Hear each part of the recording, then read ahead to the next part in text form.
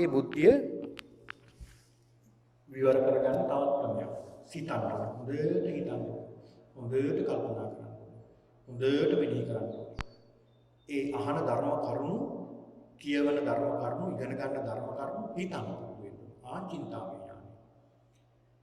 ඊළඟ තුන්වෙනි අවස්ථාව තමයි භාවනාවේ ඥානය. අන්න ඒක ටිකක් කරගෙන. අර හිතපු දේ මෙනෙහි කරන්න ගන්නවා එක අරමුණකට අරගෙන. ආන්ගේ තුලින් ලොකු ඥානයක් දැනුමක් ලබා ගන්න පුළුවන්කම තියෙනවා. ඉතින් ඒක නිසා මේ ධර්ම කරුණු නිතර හිතන්න ඕනේ, පුරුදු කරන්නට ඕනේ. මෙන්න මේ සම්මාදිට්ඨිය ගැන සාකච්ඡා කරනකොට ඒ මිත්‍යා දෘෂ්ටික අදහස් වලින් ඈත් වෙන්නට ඕනේ. ඒ ඈත් වෙලා දසවස්තුක සම්මාදිට්ඨියටපත් වෙන්න ඕනේ. ඒ කියන්නේ දානීය කියලා දෙයක් තියෙනවා. කර්මඵල කියලා දෙයක් තියෙනවා. හොඳ නරක කර්ම වල ප්‍රතිපාක ලැබෙනවා. මේ ලෝකයේ කියලා දෙයක් තියෙනවා. පරලෝකයේ කියලා දෙයක් තියෙනවා. ඊළඟ මවක් පියෙක් කියලා ඉන්නවා. සත්‍යයෙන් සොයාගන්න ශ්‍රමණ උත්තමයන් වහන්සේලා මේ ලෝකේ ඉන්නවා කියන මේ විශ්වාසයට එනවා. ආන් ඒකට කියනවා සම්මාදිට්ඨිය, ලෞකික සම්මාදිට්ඨිය. ඒ ලෞකික සම්මාදිට්ඨියට පැමිණෙන කෙනාට හිතක් වෙනවා මෙහෙම. ඔහුගේ ඇදහිීමක් වෙනවා. ඒ තමයි සත්තාමී භගවා. ඒ භාග්‍යවතුන් වහන්සේ තමගේ ශාස්ත්‍රඥ වහන්සේ. ශ්‍රාවකෝ වහන්සේ. මම කවුද? ශ්‍රාවකයෙක් වහන්සේ. භගවා ඥානදී භාග්‍යවතුන් වහන්සේ තමයි ගැන දන්නේ. අහන්න ජානා. මම ඒ ගැන කිසි දෙයක් දන්නේ නැහැ. කියන මේ මට්ටමට එනවා. ආන් ඒක තමයි ලෞකික සම්මාදිට්ඨිය. ওই ලෞකික සම්මාදිට්ඨියට පැමිණෙන කෙනාගේ ශ්‍රද්ධාව වර්ධනය වෙනවා. ප්‍රඥාව වර්ධනය වෙනවා. හැබැයි ශ්‍රද්ධාව හෙළවිලි තියෙන ශ්‍රද්ධාව. චල ශ්‍රද්ධාව. ඒ හෙළවිලි වගේ ශ්‍රද්ධාව පිහිටනවා. සීලයෙන් පිහිටනවා. දැන් ශ්‍රද්ධාවත් සෙලවෙන ශ්‍රද්ධාව. ඒ කියන්නේ වර්ග පහදිනවා වර්ග අපාදිනවා. මේ පන්සලට සමාල්ලාට යනකොට හාමුදුරුවෝ හිටපුවාම හරි ශ්‍රද්ධාවෙන් දාටක පූජා කරලා පිරිත් අහලා බොහොම ශ්‍රද්ධාවෙන් නේද ශ්‍රද්ධාව වෙනවා. හැබැයි පහුදා යනකොට හාමුදුරුවෝත් නෑ කවුරුත් නෑ පන්සලක් අහලා. එදා පැහැදින්නේ නැහැ. අන්න බලන්න අපේ ශ්‍රද්ධාව හෙල වෙන හැටි. නැවතත් පහදිනවා. මොකක් තමයි අපේ ශ්‍රද්ධාවේ හැටි? සීලයක් තියෙනවා. ඒ පින්නතුනි ලෞකික සම්මාදිට්ඨියටපත් වුණ පුද්ගලයා ඒ ශ්‍රාවකයාගේ සීලයත් එහෙමයි. සීලයත් හෙල වෙනවා. ස්ථිර සීලයක් නෙමෙයි තියෙන්නේ. හෙල වෙනවා. ඔහු සිල් රකින්නවා. දිවි හිමියෙන් සිල් රකින්නවා. හැබැයි ඔහුගේ සීලය යම් තැන් වලින් කැඩෙනවා. නැද්ද? යම් තැන් වලින් යම් අකුසල සිද්ධ වෙනවා. මොකද ප්‍රත්‍යක්ෂ ගතිය නිසා. සමහර විට ප්‍රාණඝාත වෙන්න ඉඩ තියෙනවා. දිවි හිමියෙන් මේ ප්‍රාණඝාතයෙන් තොර වෙනවා. හැබැයි නොදැනුවත් සමහර විට මේ වගේ අකුසලයකුත් සිද්ධ වෙන්න බැරිද? පුළුවන්. බොරුවක් කියවෙනවා. ඊළඟට කාමීත්‍යාචාරයේ හැසිරෙන්න හිතක් හරි පහළ වෙනවා. ඊළඟට බොරුවක් කියා වෙනවා. මේ වගේ අකුසල සිද්ධ වෙනව නැතුව නෙමෙයි. හැබැයි කලාතුරකින් වගේ සිද්ධ වෙන්නේ. ඒ සිද්ධ වෙනකොට මන්න ලෞකික සම්මාදිට්ඨියට පැමිණෙන පුද්ගලයාගේ ලක්ෂණය කොච්චර ලස්සනද කියලා. දැන් සාමාන්‍ය අඥානය දුසිල්වතා කොහොමද? නිතරම මේ කාගයක් එක්ක ජීවත් වෙන්නේ. නිතරම දේශයක්, නිතරම මොහයක් එක්ක. නිතරම අකුසලයෙන් බර වෙලා. ඔහුගේ දවස පුරාම හිතන්නේ රාගය ගැන. දවස පුරාම හිතන්නේ ද්වේෂය ගැන. කාටද අදාංචියක් අදින්නේ කොහොමද කියලා බලන්න. දවස පුරාම මොහි අදහස් තියෙනවා. දුසිල්වතාව. හැබැයි සිල්වත් පුද්ගලයා එන්නේ. ඔහු මුළු දවස පුරාම හිතන්නේ තමගේ සීලය ගැන. සීලය කැඩෙන්නේ නැතුව අපි ආරක්ෂා කරගන්න ඕනේ. හැබැයි ඔය අතර මේ වගේ දේවල් සිද්ධ වෙනවා. එහෙම වෙනකොට මොකද කරන්නේ? දැන් ඔයත් යම් කිසි දැන් සීල් ආරක්ෂා කරගෙන ඉන්නකොට මොනවා හරි අකුසලයක් වෙනවා. වෙනකොට මොකද කරන්නේ? ඔයත් මේ විලාම අවබෝධ කරගන්න නැද්ද මේක අකුසලයක් කියලා? ඉතින් ඒක හොඳ ලක්ෂණයක් නෙවෙයිද? අකුසලයේ වෙනකොටම ඔයත් අවබෝධ කරගන්නවා මේක අකුසලයක්, මේක මට හානි කරයි කියලා. ඔය ඇත්ත මොකද කරන්නේ? ඒකෙන් බලන්න.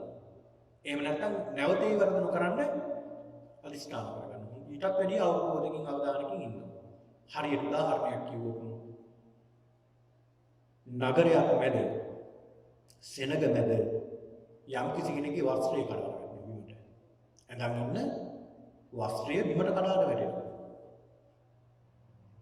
දැන් මේ පුද්ගලයා ඒ කඩාන වැටෙන වෙලාවම යනවා දැඳ ගන්නත්. එහෙම නැත්නම් කවුරු හරි අන්දනකම් ඉන්නවද? අර සෙනග මැද්දේ තමන්ගේ ශරීරයට දාගෙන තියෙන මේ වස්ත්‍රය ඇඳුම කඩාගෙන බිමට වැටෙනවා. ඒතකොට තමන් නිසවස්ත්‍රයි ඒ සෙනග මැද. මොකද කරන්නේ ඔයාලා? ඒ පුද්ගලයා කරන්නේ අර වැටෙනකොටම ඇඳ ගන්නවා. වැටෙන වේගයක් නැහැ ඇඳ ගන්න. අර වැටෙනකොටම එහෙමම සකසාන් ඒ වගේ කෙනෙක්. කැඩෙනකොටම හදා ගන්නවා. මොන බලන්න තරම් වටිනවද? ඒක නිසා මේ සම්මාදිට ලෞකික සම්මාදිටයට පත් වුණ කෙනාගේ ශ්‍රද්ධාව වර්ධනය වෙනවා. පංචසීක බල ගැන අපි සාකච්ඡා කළා. පංචසීක බල වර්ධනය වෙනවා. ඒ කෙනා එතනින් යොමු වෙනවා අරියානුත්තස්සාවි ආර්යයන් වහන්සේලා දකින්න කෙනෙක් වෙනවා.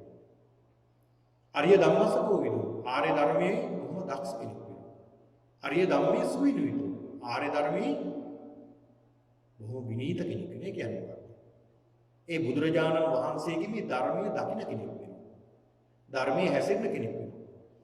ධර්මයේ දියුණු කරන ප්‍රගුණ කරන කෙනෙක් වෙනවා. ඒක නා නිතරම බණ නිතරම පුරුදු වෙනවා භාවනා කරන්න. කොයි ලෝකෙ හිටියත් සිල් ගන්නවා කොහේ හරි කියලා. පන්සලක් ළඟ පාත් තිබ්බොත් තමන්ගේ විහාරස්ථානයට වේවා අනිවාර්යයෙන්ම ගිහිල්ලා සිල් සමාදන් වෙනවා. දැන් සිල් ගන්න වයසට යනකම් ඉන්න ඕනේ නැහැ නේ. තරුණ කාලේ අරන වයසට යනකොට සිල් ගන්න අවශ්‍ය නැහැ. මොකද ඉන්ද්‍රිය සම්පූර්ණ වෙලා හරියට. බොහෝ දුරට යයිගේ. සම්බර නැත්නම් මොන කාලෙද? තරුණ කාලේ. මේ කාලේ පුරුදු වෙන්න ඕනේ තරුණ අය සිල් සමාදන් වෙන්න. ඒක ඉතාමත් වටිනවා. ඉතින් ඒක නිසා මෙන්න මේ කියන ධර්මය ඔහු නිතර නධර්මයේ ඇසෙනවා. බැරි වෙලාවත් ඔහු සිල් අරගෙන එක දවසක් එක පොයකට පන්සල් යන්න බැරි වුණොත් සිල් සමාදන් වෙන්න ඔහු මොකක්ද හිතන්නේ උට? හිතන්නේ. ඒ දවස පුරාම උට හිතෙන්නේ මොකක්ද? අනේ මට සිල් ගන්න බැරුව ගියා. මම අද හිටියනම් සිල් ගන්න ඕනේ. ඔහුගේ හිත කොහෙද තියෙන්නේ? පන්සලේ. හිත තියෙන්නේ කොතනද? සීලේ තියෙන්නේ. ඉතින් ওই වෙලාවක මරණයටපත් වුණා ඒ පුද්ගලයා. මොකක් වෙයිද? මම කියන්න ඕනේ වැරද්ද දන්නවා. කාලස වේදා පරමවරණ සග්ගං ලෝකම් උපජ්ජති. යහපත් වෙනකමයි ඉපදෙනවා. ආයි දෙකක් නෑ. හැමදාම බලනවා. ඒ කියලා. ධර්ම දේශනා මාලාවක් තිබුත් ඒ ධර්මයේ දේශනාව අහනවම තමයි. දැන් අපි හිතමු සිකුරාදා මේ භාවනා වැඩසටහන වේවා ධර්ම දේශනාව වේවා හැමදාම අහගෙන යනවා. ඒ ධර්ම දේශනාව එක දවසක අහගන්න බැරුව ගියොත් එහෙම නැත්නම් එදාට වැඩ වැටුණොත් තමන්ට රාජකාරියට යන්න ඕන. එහෙම නැත්නම් වෙන වැඩක් යෙදුණොත් එහෙම නැත්නම් නෑදෑයෝ පිරිසක් ආවොත්. ඔයත් නෑදෑයත් එක්කලා කතා කරගෙන ඉන්නවා නැත්නම් වැඩ කරන ගමන් මොකද කරන්නේ හිතනවා. මොකක් ගැනද හිතන්නේ? අනේ මට අද වන ටික අහගන්න නෑනේ. අනේ මට අර මේ ධර්ම දේශනා මාලාවේ වන ටික අහගන්නද බැරුව ගියානේ. අද මේ බලන්නකො වෙච්ච දේ කියලා දැන් මොකද්ද හිත? කතා කෙරුවත් වැඩ කළත් හිතාගෙන ධර්මයේ කෙරෙහි. ඉතින් අයහපත්ද යහපත්ද? යහපත් ඒක. කුසලයක් මෙහෙ කරලා තියෙනවා. හැමදාම භාවනා කරන කෙනාට භාවනාව කරගන්න ලැබෙන්නේ තමන් කරන වෙලාවට තමන් කරන දවසට මොකක්ද හිතෙන්නේ? අනේ මට මේ දේ කරගන්න බැරුණානේ. අද මේක දේ කරගන්න බැරුණා කියලා අන්න මෙනෙහි වෙනවා ඒ භාවනාව පිළිබඳව. බලන්න ඔගේ සිතිවිලි පවා මේ කියන යහපත් සිතිවිලි යන කියලා. ඒ කෙනාට කොහෙ ගියා? දැන් අපි සඳහන් කළාට වරන්තරයකට ගියත් නිදර්ශන තැනකට ගියත් ඔහුට හිතෙනවා මේක නම් හරි භාවනා කරන්න තැන. හරි හොඳ තැනක් නෙවෙයි හරි නිහඬයි භාවනා කරන්න. නිකන් හිටියත් භාවනාව වැඩෙනවා. ඒ තරම් ෂෝක් වෙනවා. එමෙ හිතෙන්නේ නැද්ද තැනකට ගියාම නිසංසල. හැබැයි කෙලෙස් සහිත පුද්ගලයාට දුස්සීල පුද්ගලයා වගේ තැනකට ගියොත් ඔහුට බය හිතෙනවා කියන්නේ. ඉතින් ඒක නිසා මේ ලෞකික සම්මාදිට්ඨියේ පිහිටන කෙනා ඊළඟ ලෝකෝත්තර සම්මාදිට්ඨියට පැමිණෙනවා. ඒ ගැන අපි සාකච්ඡා කළේ ඒ ලෝකෝත්තර සම්මාදිට්ඨියට පැමිණෙන කෙනාගේ ඔහුගේ ලක්ෂණය තමයි චතුරාර්ය සත්‍ය ධර්මය මැනවින් අවබෝධ කරගන්න. චතුරාර්ය සත්‍ය සත්‍ය කෘත්‍ය කෘත ඥාන විදියට ආකාර 12කට ඔහු අවබෝධ කරගන්නවා. ඒ අවබෝධ කරගන්න පුද්ගලයා අචල සද්ධාවට පැමිණෙනවා. ඒ අචල සද්ධාවට පැමිණෙන කෙනා සෝවාන් සකදාගාමි අනාගාමි අරහත් මාර්ගඵල ලබනවා. සක්කාය දිට්ඨි විචිකිච්ඡා සීලබ්බත පරාමස කාමරාග ව්‍යාපාද රූපරාග අරූපරාග මාන දිට්ඨි අවිජ්ජා කියන මේ දස සංයෝජන ධර්මයන් වෙන්නේ නැති කරලා. ඔහු මේ සසරින් මිදෙනවා. ඒ සසරින් මිදෙන කෙනාගේ ලක්ෂණය මොකක්ද? දැන් අපි කතා කළා ඊයේ සරියුත් මහ රහතන් වහන්සේ පිළිබඳව. ඔය සරියුත් මහ රහතන් වහන්සේ රහතන් වහන්සේගේ ලක්ෂණයක් ඒකයි. සරියුත් මහ රහතන් වහන්සේගේ උදානයේ සඳහන් වෙන උන්වහන්සේ පිටිපස්ස ගැන බලන්නෙත් නැහැ. ඉස්සරහ ගැන බලන්නෙත් නැහැ. පිටිපස්ස කියන්නේ අතීතය ගැන උන්වහන්සේ බලන්නෙත් නැහැ. අනාගතය ගැන හිතන්නෙත් නැහැ. ඒවා හිතලා ශෝක වෙන්න දෙයක් නැහැ. උන්වහන්සේට අතීතයක් අවශ්‍යත් නැහැ අනාගතයක් අවශ්‍යත් නැහැ. ආසාව තියෙන කෙනාට තමයි අතීතයක් සහ අනාගතයක් ඕනේ. අපි ජීවත් වෙන්න ඕනේ වර්තමානයේ. උන්වහන්සේ හරිය අපේක්ෂාවෙන් ජීවත් වෙනවා කියනවා මොකක්ද? මරණය. දැන් බුදුරජාණන් වහන්සේ කොයි වෙලාවද පිරිනමන පාණය කියන බලපලා හිටියේ. කෙනෙකුට හිතෙන්න පුළුවන් මෙහෙම කියනකොට ඇයි ඉතින් එනවා. රහත් වුණ දවසේම නැත්තම් බුදු වුණ දවසේම පිරිනමන පාණය දීපනේ. ඒක මට කයි පවත්ත ගන්න බෑ මේ කර්මය ගෙවන්න. මේ කර්මය අවසන් වෙන දවසක් තියෙනවා. මේ දවස වෙනකම් මේක ගෙවන්න ඕනේ. උන්වහන්සේලා ක්ලේශ පරිනිර්වාණයටපත් වුණා මිසක් මේ ස්කන්ධ පරිනිර්වාණයටපත් වුණේ නැහැ. ස්කන්ධ පරිනිර්වාණය වෙන්න අපිට ඕන දවසට වෙන්නේ නැහැ. ඒක මේ කය ගෙනාපු සසරේ ක්‍රමයක් තියෙනවා. ඒ ක්‍රමයේ අවසන් වෙන දවසකම් ඉන්න ඕනේ. ආංගිදාට අදිස්ථාන කරලා පිටනම් පාන්න පුළුවන්. උන්වහන්සේ සරියුත් මහ රහතන් වහන්සේ හරි අපේක්ෂාවෙන් ඉන්නවා කියන මරණය. මේකට අතහැරලා යන්න කොයි වෙලාවද? හරි ලස්සන උදාහරණයක් සඳහන් වෙනවා එතන. ඒ තමයි රැකියාවක් කරන පුද්ගලයෙක් මාසේ පඩියේ එන දවසට කමිනවා. රැකියාවක් කරන කෙනෙක් අපි හිතමු මාසේ අවසානට 30 වෙනිදා දැන් පඩි හම් වෙනවා. දැන් 30 වෙනිදා පඩි ගත්ත කෙනා ආයේ ඊළඟ මාසේ පළවෙනිදා ඉඳලා කල්පනා කරන්නේ 30 වෙනිදා කවද දෙන්නේ. 30 වෙනිදා කවද දෙන්නේ. 30 වෙනිදා කවද දෙන්නේ. මේ ණය ටික ගෙවන්න මේ වැටි කරගන්න මේවා කරගන්න. ඒක අපේක්ෂාවෙන්මයි දෙන්නේ. ඒක අපේක්ෂාවෙන්මයි 30 වෙනිදා වෙනකන් ඉන්නේ. ආන් ඒ වගේ තමයි උන්වහන්සේ මරණය අපේක්ෂාවෙන් කවද්ද මේ කෙලෙන්නේ කවද්ද මේ මරණය කෙලෙන්නේ කියලා බොහෝම කැමැත්තෙන් උන්වහන්සේලා වාසය කරන්නේ. හැබැයි කලකිරීමෙන් නෙමෙයි සතුටින්. උන්වහන්සේලා වාසය කරන්නේ. බොහෝම සතුටින්.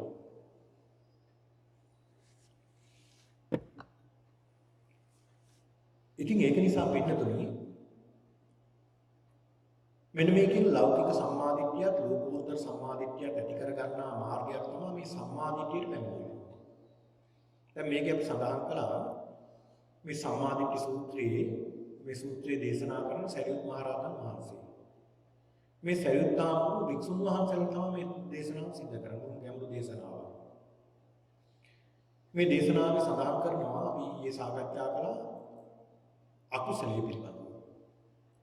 උන්වහන්සේලා අහනවා එවත්නි සරියුත් හාමුදුරුවනේ එවත්නි කොහොමද සම්මාදිට්ඨිය කියලා කියනවා අපි බොහොම කැමති මේක ගැන දැනගන්න. කොපමණකින් සම්මාදිට්ඨියට පැමිණෙනවද? කොහොමද මේ සම්මාදිට්ඨියට පැමිණෙන්නේ? ඔබ වහන්සේ මේ කියලා දෙනවා නම් අපි ඈත ඉඳලා හරි එනවා අහන්න මේ ගැන. අපි හරි කැමති මේ ගැන දැනගන්න. අනේ ස්වාමීනි කියලා දෙන්න කියලා එවත්නි අපිට කියලා දෙන්න. එවත්නි කියලා මාතෘකාව ගන්න මේ සූත්‍රය. ඒ සරියුත් මහ රහතන් වහන්සේ තමතන්නේ එවත්නි කියලා.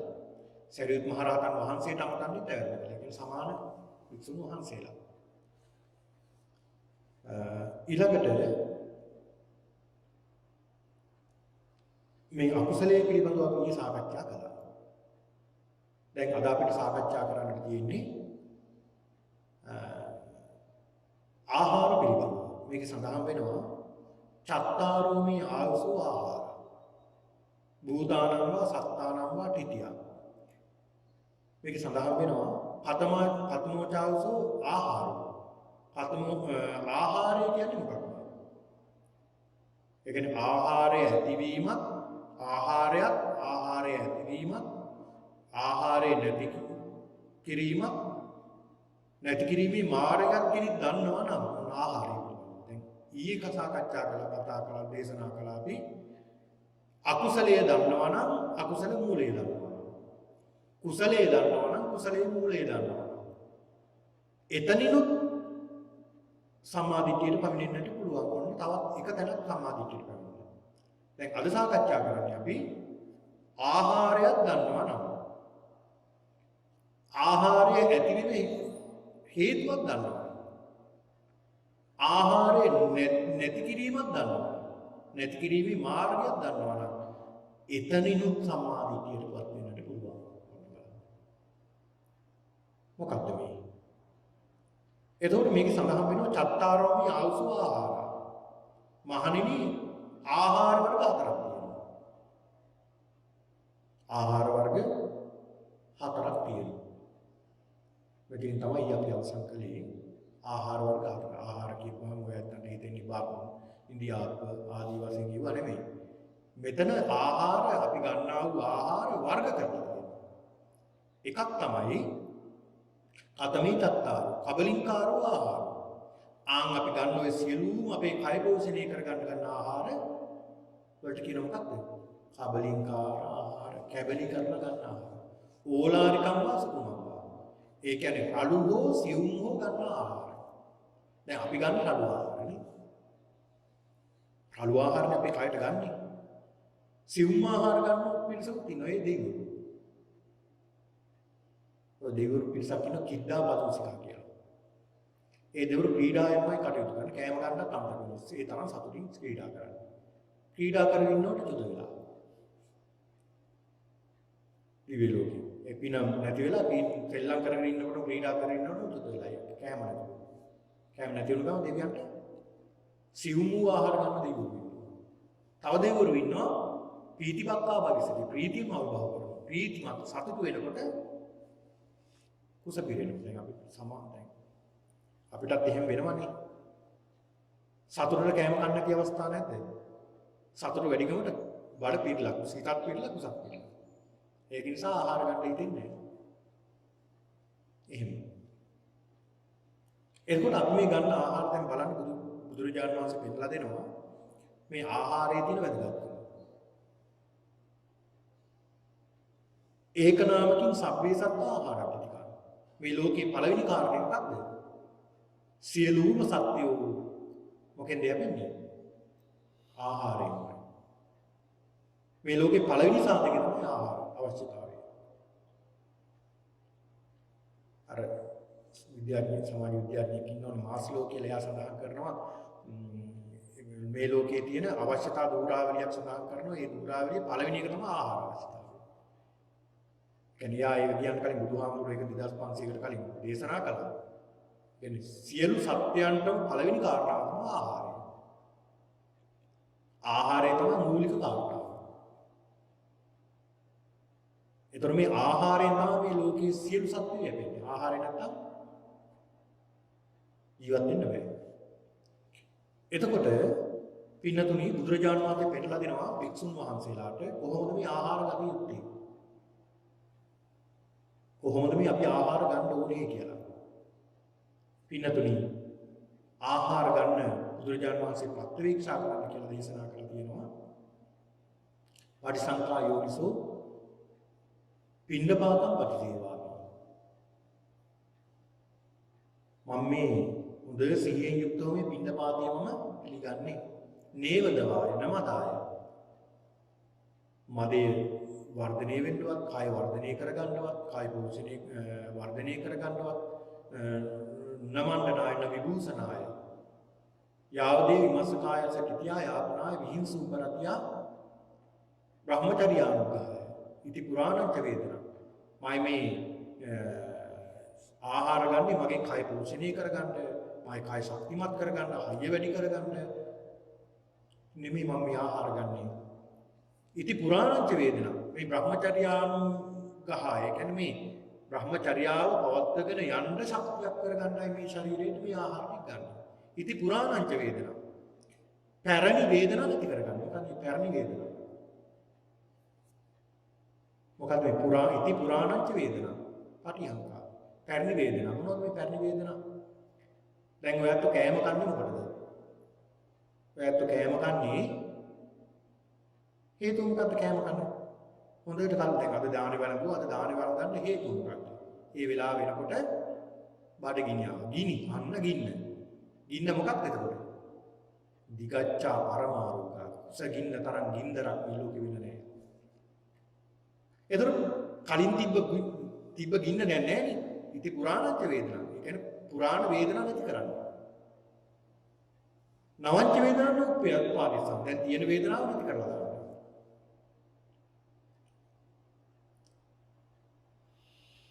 ඒකට තමයි ආහාර ගන්න. ඔය පුත්තමාංශ කියන සූත්‍රයක් සඳහන් වෙනවා උත්තර නිකායේ. පුත්තමාංශ කියන මේ සූත්‍රයේදී පින්නතුල් පෙන්නලා දෙනවා කොහොමද අපි මේ ආහාර ගන්න ඕනේ කියලා. ඒක උදාහරණයක් බුදුහාමුදුරු පෙන්නලා දෙනවා හරි ලස්සන සූත්‍රයක් මේක. අපි ආහාර ගත යුත්තේ කොහොමද කියලා. ඒක සඳහන් වෙනවා. ඒක අම්මා කෙනෙකුයි තාත්තා කෙනෙකුයි පුතත් එක්ක පුංචි පුතෙක් ඉන්නවා හරි එකම හොරතල් දරුවා. පුදුම ආදරයක් මේ අම්මා තාත්තා මේ දරුවට. හරිම සෙනෙහසයි හරිම ආදරේ. එකම දරුවා. අනේ මේ ප්‍රදේශයේ හරි කටුකයි ජීවත් වෙන්න බෑ. හරි දුෂ්කරයි. අනේ මේ දෙමව්පියෝ කල්පනා කරනවා මේ ගමේ නම් අපිට ඉන්න බෑ. අහවල් පැත්තේ තියෙනවා අපේ ඥාතිවරයෙක් ඉන්නවා. ඒ පැත්ත නම් හරිම හොඳයි. බොහොම සස්තිකයි. අපි මේ දුකෙන් මිදෙන්න කොහොම හරි මේ පැත්තට යමු කියලා කල්පනා කරලා යන්න තියෙන කාන්තාරයක් මැද. කාන්තාරයක් මැදින් තමයි යන්නේ. අවශ්‍ය බඩු මුක්කු අරගෙන දැන් ගමන ආරම්භ කරා. සෑහෙන දුරක් ගියා දැන් මේ කාන්තාරේ. දැන් ගෙනාවු කෑම ටිකක් ඉවරයි, වතුරක් ඉවරයි. සතියක් දෙකක් ගත වුණා. තාම ගමනේ ඉන්නවක් නැහැ. දැන් කන්න දෙයක්, බොන්න දෙයක් කිසි දෙයක් නැහැ.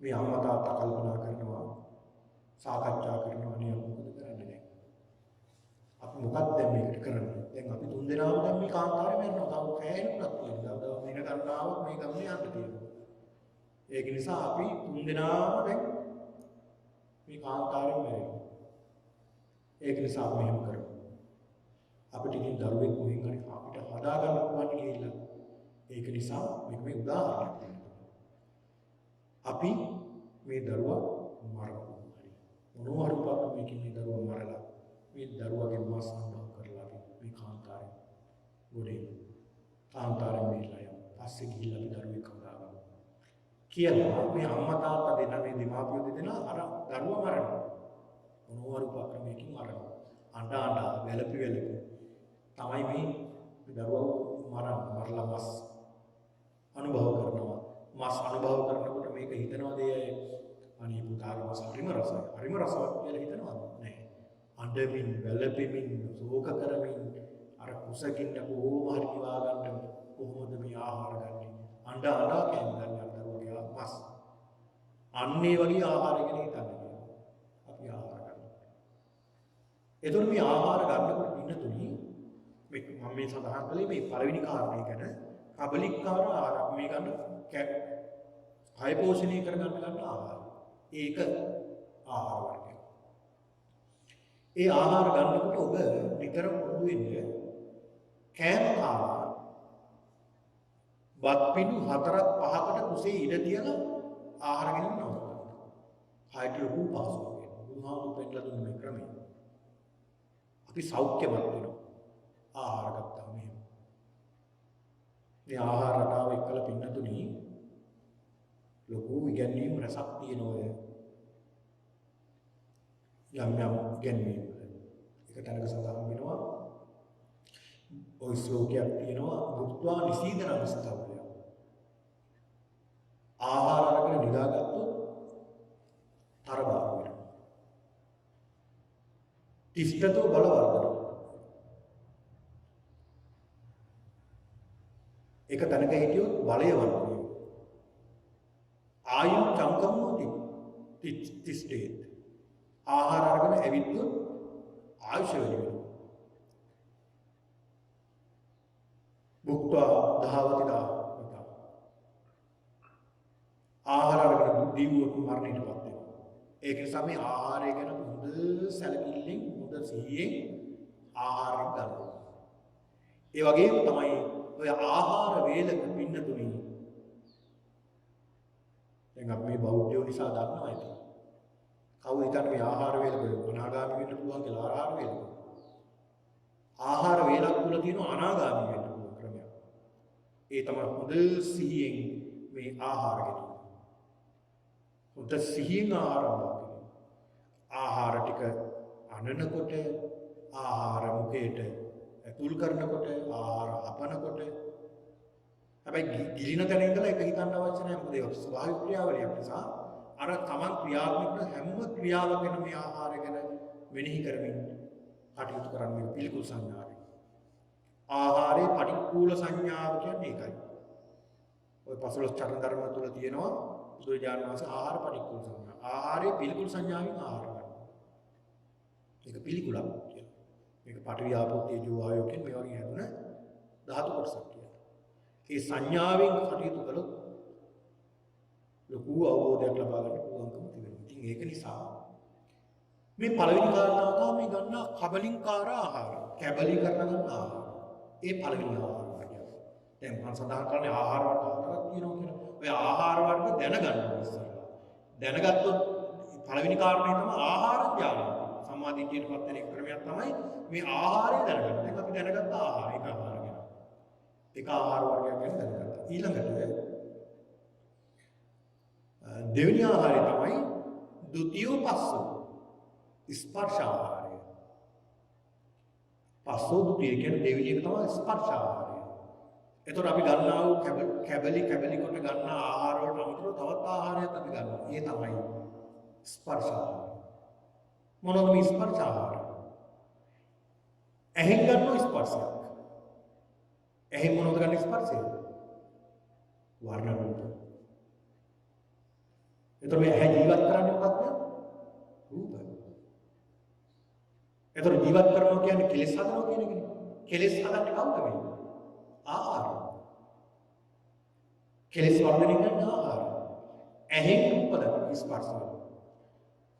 ස්පර්ශ වුණොත් තමයි ඒක ආහාරයක් වෙන්නේ. ඇහෙන් රූප දැකලා ස්පර්ශ කරගෙන මොන තරම් කැමැත්තක් ඒ රූපයට අපි ඇති කරගන්න ස්පර්ශය නිසා. ඒ ස්පර්ශයට හරි කැමති වෙනවා. ඒ ස්පර්ශයට හරි කැමති වෙනවා. ඔය සමහරු තමන් ප්‍රියමනාප රූපය දකින්න මොන තරම් දුර යනවද? මේ මහ දවල් දාඩිය දාගෙන ඉතින් අර රූපේ බලලා ආව වෙන්න යනවා ස්පර්ශය ලබා ගන්න. ඇහෙන් ස්පර්ශ ආහාරයක් ලබා ගන්න මොන තරම් ජීවිතේ දුක් විඳිනවද? ඊට පස්සේ ඒක තමන් අත්පත් කරගත්තා කියන්නේ ඊට පස්සේ ලැබෙන දුක මොන තරම්ද? ඔයගෙන හොඳට අවබෝධ කරගන්න ඕනේ. මම මේ ඇහෙන් ස්පර්ශයක් ලබා ගත්තොත් මේ ස්පර්ශය හොඳ දෙයක්ද නරක දෙයක්ද? මේ හොඳ දෙයක් නම් ඒක මට යහපතක් වෙනවා, අයහපත් දෙයක් නම් මට අයහපතක් වෙනවා. මේ ආහාරය නිසා මම මොන තරම් මේ සසරේ අතරමං වෙන්නට ඇද්ද? දැනුත් මේ සසරේ අතරමං වෙනවද කියලා ඔබ හිතන්න ඕනේ. මේ ඇහෙන් රැවටිලා මිනිස්සු මොන තරම් රැවටෙනවද? නේ? එමම කතාවක් බන්ධනාගාරේ තමන්ගේ ඒ දෙන්න යාළු වෙලා තමයි කසාද බඳලා තියෙන්නේ. මේ රූපේ දැකලා ඒකට බොහොම ආසයි දිලා මේ රූපේ කෙරෙහි වශයෙන් වෙලා තමයි මේ පුද්ගලයා ඇයට කැමතිලා තියෙන්නේ. ඉතින් හැමදාම යනකොට මේ රූපේ බලන්න ඒ බලන්න. ඒක නොදකින්න බෑ. අවසානට කසාද බඳිනවා. අවුරුදු ගානක් පවුල් කරනවා. පුංචි වරදක් නිසා මේ බිරිඳට ගහනවා අල්ලගෙන බිරිඳ මැරෙනවා. අර පුජලේ ගිහින්. මොන බලන්න. රූපේ නිසා. මේ රූපෙන් ස්පර්ශය ආහාරයක් කරගත්ත නිසා. දැන් මේ රූපේන අපි දකින රූපේම අපේ මරණය කියලා අපි හිතන්නේ නැහනේ. දැන් මේ මෑතක මම දැක්ක වාර්තා වෙලා තියෙනවා රූපේ නිසා ඒ කියන්නේ තමන්ගේ මේ කාන්මේ යාළු වෙලා හිටපු ගෑනු ළමයා තමන්ගේ තව කෙනෙක් එක්කලා එකතු වෙලා තමන්ගේ කනන ඒ කියන්නේ යාළුලා හිටපු ළමයා මරලා දාලා. මරණක් දන්නේ නැතුව ඒ කාන්තාව මේ දේ කළේ කියලා. බලන්න මොකද උනේ අවසානට. අර ඇහෙන් දකින රූපය ස්පර්ශයෙන් අවසානට අපි මරණය කැඳගෙන යනවා. මේක තමයි හැටි. ඒක නිසා හොඳට අවබෝධ කරගන්න ඕනේ මෙන්න මේ රූපය නිසා නේද මේ සසරේ අතරමං ඉදිරියට අතරමං මේ රූපය නිසා. ඊළඟ කන නිසා අතරමං වෙනවා. කනට එන්නේ මොනවද? ශබ්ද. ශබ්ද ස්පර්ශ වෙනවා. හරි කැමති නේ වහන්න ශබ්ද. පරිමෘව ආසා කියලා ගන්නනේ. බොහෝ දෙනෙක්. කවුරු දෙන්නේ කතා කරනකොට කොහොම හරි කන තියා ඉන්න මොනවද මේ කියන්නේ? මොනවද මේ කියන්නේ? ඊළඟ කන පිනවන්න ආසයි, ගීත අහන්න, කන පිනවන්නට බොහෝ ආසා කරනවා. මේ කන නිසා අපි අතරමං වෙන මේ සසරේ. ඊළඟ නාසය. නාසයට ගන්ධ ස්පර්ශ වෙනවා, දිවට රස ස්පර්ශ වෙනවා, ශරීරයට පහස ස්පර්ශ වෙනවා. එතකොට මෙන්න මේ කියන දේවල් අපට ආහාර වෙනවා. මේ ශරීරයේ තියෙන ඉන්ද්‍රියන්ට ඇස, කන, නාසය, දිව, ශරීරය කියන මේ ඉන්ද්‍රියන් වෙනතුනි ස්පර්ශ වෙන මේ දේවල්. ඒවත් ආහාර වෙනවා. ඒවා තමයි ආහාර. ඇහැට ආහාරයක් රූපය, කනට ආහාරයක් ශබ්දය, නාසයට ආහාරයක් ගන්ධ සුවඳ, දිවට ආහාරයක් රසය, ශරීරයට ආහාරයක් ස්පර්ශය. ඔන්න බලන්න. එතකොට මේ ස්පර්ශත් ආහාර, පස්ස ආහාර කියන්නේ ඒකයි. එතකොට අපි ගන්නා කබලිකාර ආහාර විතර නෙමෙයි. තවත් ආහාර වර්ගයක් ඔන්න දැන් ඉගෙන ගත්තා. ආහාර වර්ග දෙකක්. ඊළඟට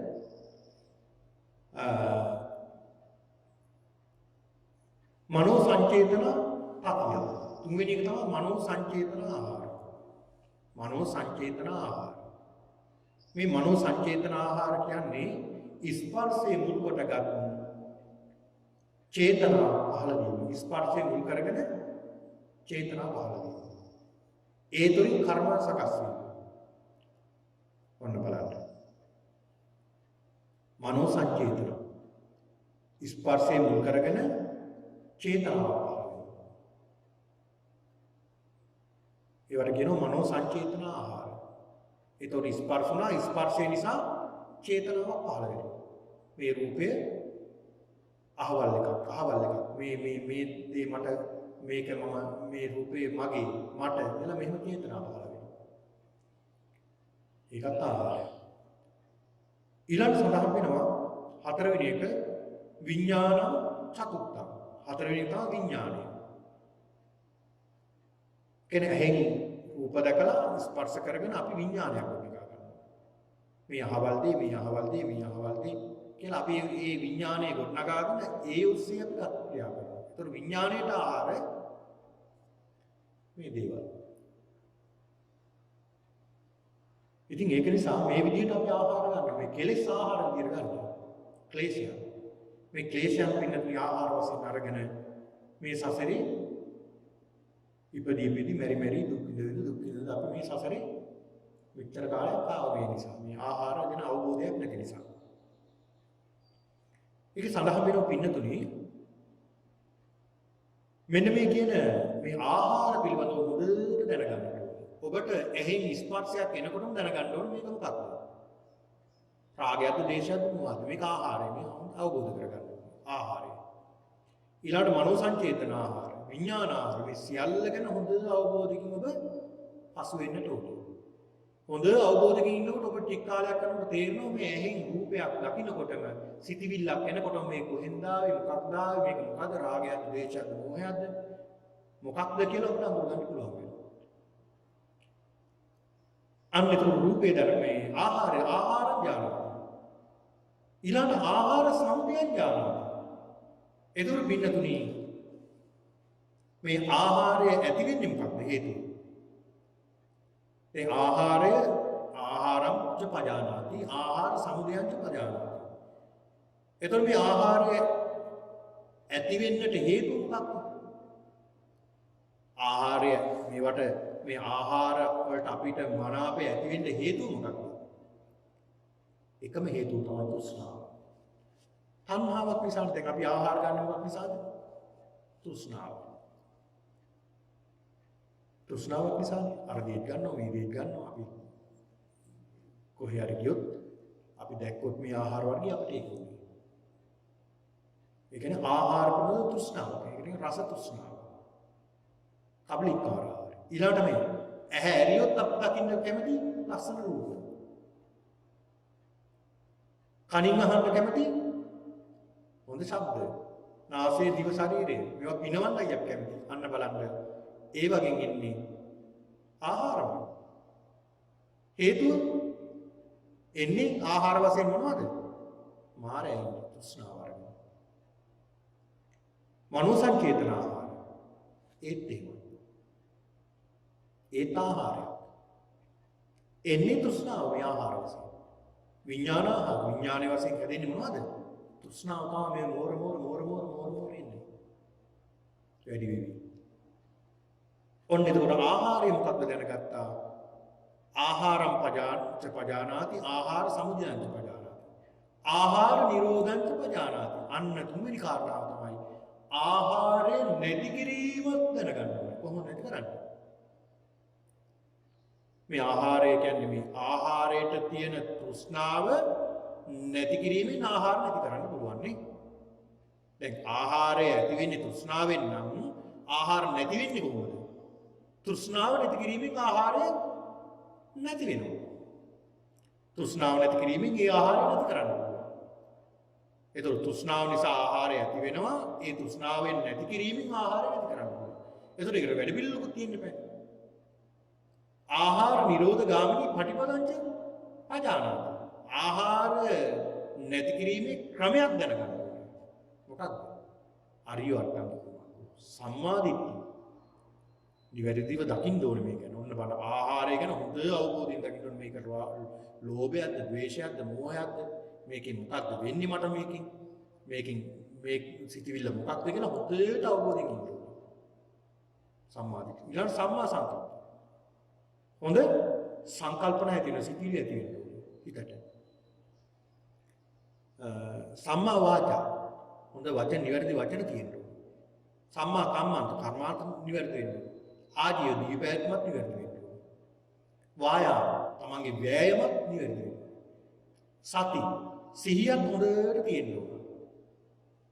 සිහිය හොඳට තියෙන්න ඕනේ. අර වස්ත්‍රේ කඩාන වැටෙනකොට විඥානයක් එනවා වගේ ටක් ගාලා ඒක සකස් කරගන්න හොඳ සිහියක් තියෙනවා. සම්මා සමාධිය. ධ්‍යාන මාර්ග වලින් සමාධිය උපදවා ගන්නත් දක්ෂ වෙන්න ඕනේ. මෙන්න මේ කියන කාරණා දැනගත්තොත් අන්නේ පුද්ගලයාට කියනවා මොකක්ද? එතෙන්නුත් ඔහුට පුළුවන් සම්මා දිට්ඨියටපත් වෙන්න. අන්න බලන්න. එතෙන්නුත් පුළුවන් සම්මා දිට්ඨියටපත් වෙන්න. මේ සරියුත් මහ රහතන් වහන්සේ සඳහන් කරනවා මෙන්න මේ ක්‍රමයෙන් පුළුවන් පින්නතුනි ඒ සම්මා දිට්ඨියට පත්වන්නට උන දෙවෙනි ක්‍රමයේ විදිහට දේශනා කරනවා. යතෝචකෝ ආවසු අරිය ශාවකෝ එවං ආහාරම් පජානාති. ආහාරය ධර්ම ආහාර සම්පයංච පජානාති. ආහාරය ඇති වෙන හැටි දැනගන්නවා. ආහාර නිරෝධංච පජානාති. නැති වෙන හැටි දැනගන්නවා. ආහාර නිරෝධ ගාමිනී පටිපදංච පජානාති. ආහාරය නැති කිරීමේ මාර්ගය දැනගන්නවා. සෝ සබ්බසෝ රාගානුසයං පහය පටිඝානුසයං පටි විනෝදෙත්වා අස්මින් දිට්ඨිමානුසයං සමුහිත්වා අවිද්‍යා පහය විඤ්ඤං උපාදෙත්වා දිට්ඨේව ධම්මේ දුක්ඛ සංකම්කරෝ කරෝ දුක නැති කරන කෙනෙක් බවට පත් වෙනවා. එත්තාවකෝ ආවසෝ ආර්ය ශාවකෝ මෙතන එත්තාවකෝ ආවසෝ එතකිනු මහණෙනි ආර්ය ශාවකයා සම්මා දිට්ඨිය හොති. අන්න සම්මා දිට්ඨියට එතෙන්නුත් එන්න පුළුවන් කියලා සඳහන් කරනවා. ආදෝතෝ ඉමං සද්ධාමන්ත මේ ධර්මය අවබෝධ කරගන්න සද්ධර්මයට පැමිණෙන්නට සම්මාදිට්ඨියටපත් වෙන්න තවත් මාර්ගයක්. මොකටද අවශ්‍යයි? කොච්චර ආශ්චර්යද? අර පහරාද සූත්‍රය කියලා දෙනවා වගේ හැම තැනම වෙරළ තියෙනවා. ඕන තැනකින් බහින්න පුළුවන්. ඕන කෙනෙකුට.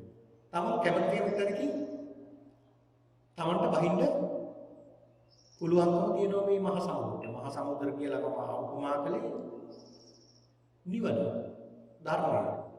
ඒකට බහින්න ඕන තරම් මාර්ග තියෙනවා. ඒ එක් තව මාර්ගයක්. ඉතින් ඒක නිසා ඔබ හොඳට අවධානයෙන් පසු වෙන්න ඔබේ ආහාරය ගැන. හොඳට අවධානයෙන් පසු වෙන්න ඔබේ ආහාරය ඇති වෙන්නේ මොකක් නිසාද කියලා. අපි ගන්න ආහාර කබලින්කාර ආහාර ගැන ඒ වගේම හිතට ගන්න සිතිවිලි ස්පර්ශ විඥාන මේවා ගැන හොඳ අවබෝධයෙන් ඔබ පසු වෙන්න. හොඳට අවබෝධයෙන් ඒ ගැනම හොඳ සිතිවිල්ලෙන් ඉන්නකොට ඔබට අවබෝධ වෙන්න ගන්නවා මේ සිතිවිලි කොහොමද එන්නේ කොහොමද ක්‍රියාත්මක වෙන්නේ කියලා. අන්න ඒකයි මම සඳහන් කළේ චින්තාමය ඥානය හිතන්න ඕනේ. හිතනකොට තමයි තේරෙන්නේ. ඊළඟ මේ ආහාර ඇති වෙන්නේ කොහොමද කියලා දැනගන්න. ඒ තමයි තෘෂ්ණාව නිසා මේ ආහාර ඇති වෙන්නේ. එතකොට මේ ආහාර නැති කරන්නේ කොහොමද? තෘෂ්ණාව නැති කිරීම. ආහාර නැති කිරීමේ මාර්ගය තෘෂ්ණාව නැති කිරීමේ මාර්ගය ඒ තමයි ආර්ය අෂ්ටාංග මාර්ගය. මේ ආර්ය අෂ්ටාංග මාර්ගයේ ගමන් කිරීමෙන් ඒ පුද්ගලයා සීල සමාධි ප්‍රඥා විමුක්ති ඥාන දර්ශනයට එළඹෙනවා. සීල සමාධි ප්‍රඥා. සීලේ පිරිසිදු වෙනවා. සමාධියටපත් වෙනවා. ප්‍රඥාව දියුණු වෙනවා. විමුක්තිය ඇති වෙනවා. විමුක්ති ඥානයක් ඇති වෙනවා. දර්ශනය පිරිසිදු වෙනවා. ඒක නිසා මෙන්න මේ ගැන හොඳට දැන් මේ පින්නතුන් අවබෝධයෙන් ඉන්න ඕනේ. අපි කරුණු දෙකක් ගැන සාකච්ඡා කරලා එකක් තමයි අකුසලය සහ කුසලය. අකුසලම් පජානාති අකුසල මූලං පජානාති. ඒ කියන්නේ අකුසලය කියලා මම මේ පින්නතුන් කියලා දුන්නා දස අකුසල. මොනවද? ඒ ගැන හොඳ අවබෝධයෙන් දැනගන්නට ඕනේ මේ අකුසලය කියන්නේ මොකක්ද කියලා. අකුසල ඇති වෙන හේතුවක් දැනගන්න. හේතුව තමයි අකුසල් මුල්. කුසලයක් දැනගන්න ඕනේ කුසල මූලයක්. කුසලයේ මොකක්ද කියලා දැනගත්තා අපි කුසල මූලයක් දැනගත්තා. දස කුසල. ප්‍රාණඝාතයෙන් වෙන්වීම, අදත්තාදානයෙන් වෙන්වීම, පෙර කල්ලොක් මේ පින්නතුන් සඳහන් කළා. ඊළඟ අකුසල් මුල් මේ කුසල් මුල් අලෝභ ද්වේෂ සමෝහ. මේ ගැන හොඳ අවබෝධයෙන් යුක්තව කටයුතු කරන එතෙන් පුළුවන් සම්මාදිටියටපත් වෙන්න. ආහාරය ගැන දැනගත්තා නම් හොඳට ඒකිනුත් පුළුවන් සම්මාදිට්ඨි පුද්ගලයෙක් බවට පත් වෙන්නට කියන එක සඳහන් කරනකොටයි පින්නතුනි දැනට අපි මේ වැඩසටහන දැනට අවසන් කරනවා. ඊළඟ ඔබට දැන් මේ මොහොතේ තිබෙන්නේ ඊළම්පස කරදීම නැවත 2:45 වන විට මේ වැඩසටහන ආරම්භ කරනවා. නැවතත් මේ දේශනාව තමයි ඉදිරියට අපි සිදු කරගෙන යන්න හොඳයි. සියලු දෙනාටම පිරුවල් සම්ලබේ